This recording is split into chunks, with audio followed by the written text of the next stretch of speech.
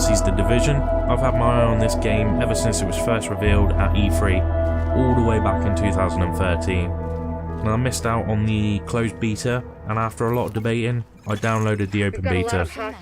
26 gigabytes, and that is one hell of a download for a beta. Really was unbelievable. I couldn't believe the size of it. I don't have the best internet in the world. I had to leave it downloading overnight. But I'm glad I did. I managed to get a few hours of game time last weekend. The game doesn't look as good as it did when Ubisoft first revealed it. Ubisoft do have a habit of doing this. They've done it before, and I'm sure they'll do it again.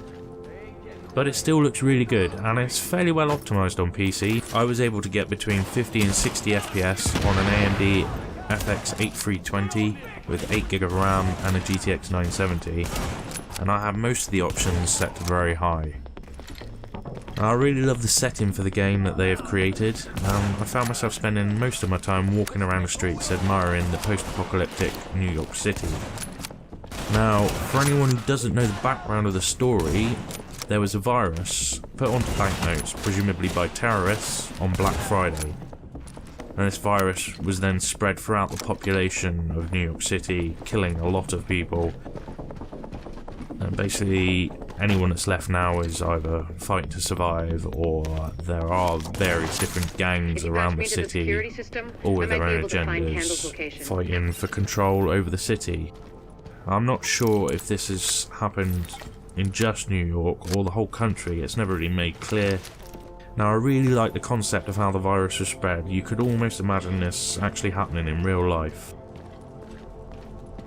But the whole aftermath of survivors still roaming the streets of New York City doesn't really make a lot of sense to me if it's just in New York. Surely they would just get out of the city if it was just in New York. I don't know for definite.